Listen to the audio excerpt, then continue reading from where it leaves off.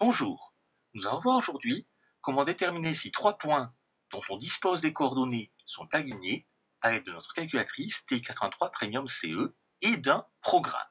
Donc, commençons pour cela par créer un nouveau programme, donc touche programme, onglet nouveau.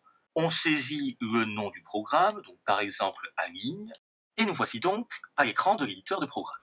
Il nous faut donc saisir les instructions du programme, et comme un algorithme, elles se répartissent en gros en trois parties, les parties entrée, traitement et sortie.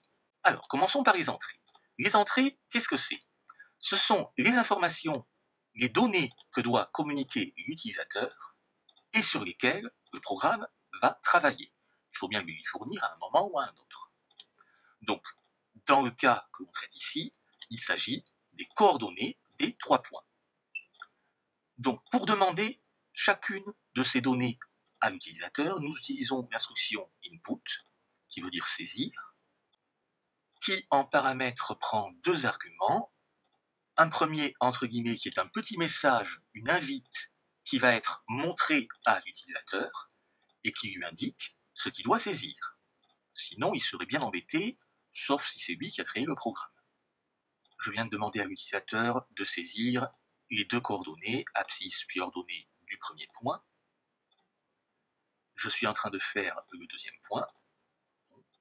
Et le deuxième paramètre, après les guillemets et la virgule, c'est le nom de variable dans lequel stocker le résultat saisi, la valeur saisie.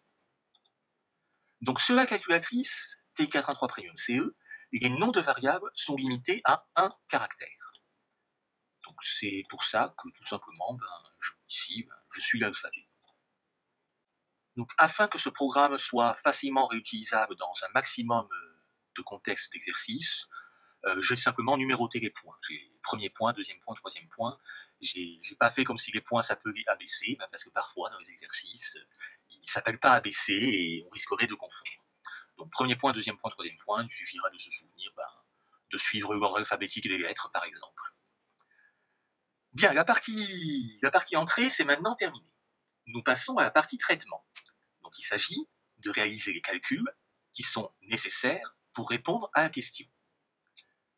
Donc pour savoir si trois points sont alignés, une méthode à un niveau seconde, c'est de calculer les coordonnées de deux vecteurs formés par ces trois points. Donc si les points s'appelaient ABC, il pourrait y avoir les vecteurs AB, AC ou encore BC. Bon, alors ici par exemple, on va calculer les coordonnées du vecteur formé par le premier puis le deuxième point. Donc il suffit pour cela de soustraire les coordonnées des points. Donc C moins A, différence des deux abscisses, qu'on va enregistrer par exemple dans X.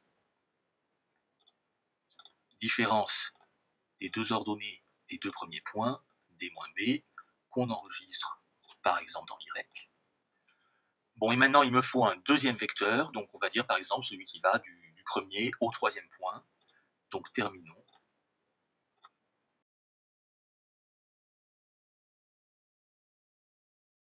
J'ai donc les coordonnées x, y, z, t de deux vecteurs formés par ces trois points. Il me reste à déterminer s'ils sont collinéaires. Donc pour cela, on réalise un produit croisé des coordonnées. Alors, donc, abscisse du premier vecteur fois ordonnée du deuxième vecteur, moins ordonnée du premier vecteur fois abscisse du deuxième vecteur.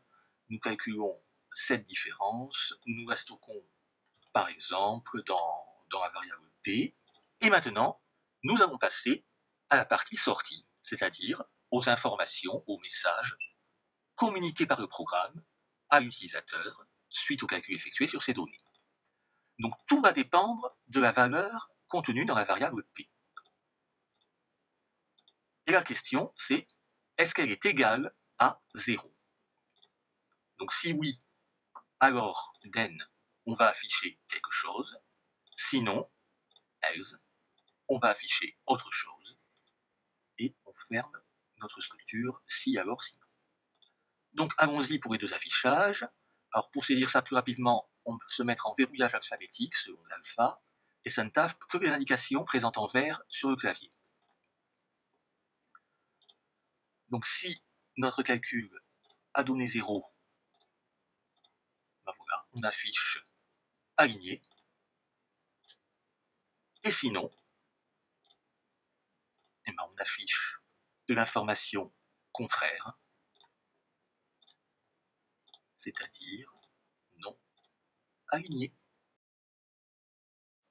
Bien, testons notre programme. Donc, seconde mode pour quitter l'éditeur. On y va, programme, on choisit Align, on revalide pour lancer. Donc ça y est, je dois fournir les coordonnées du premier point. Alors, prenons par exemple l'origine, 0, 0. On passe au deuxième point. Bon, ben, prenons par exemple le point de coordonnées 1, 1. Et le troisième, ben, prenons par exemple le point de coordonnées 2, 2. Voilà. Les 3 points sont donc sur la première bisectrice. Ils devraient être alignés. Oui, c'est le cas. Le programme est d'accord. Alors, pour bien tester un programme, il faut tester, si possible, tous les cas. Donc, faisons le cas lorsqu'ils ne sont pas alignés. On va reprendre l'origine. Ensuite, le deuxième point, on va le mettre un petit peu plus haut. Coordonnées 1, 2. Le troisième point, on va le laisser pareil. Donc, on a déplacé le premier point, il n'est plus sur la droite formé par... Pardon, on a déplacé le deuxième point, il n'est plus sur la droite formé par les deux autres. Donc, effectivement, le programme me met non aligné. Alors, une dernière chose, un petit détail d'utilisation. Donc, faisons l'origine, faisons le point de coordonnées 1, 1. Et supposons que le troisième point, on veuille tester -1, -1.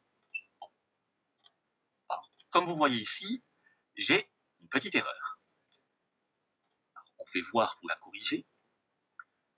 Donc, j'ai utilisé le gros moins, le moins de soustraction. Or, ici, ce n'est pas une soustraction, puisqu'il n'y a rien à gauche du 1 que j'ai saisi. C'est le petit moins de signe qu'on doit utiliser lorsqu'on veut saisir un nombre négatif. Donc, -1, -1. Voilà, les 3 points sont alignés. À bientôt.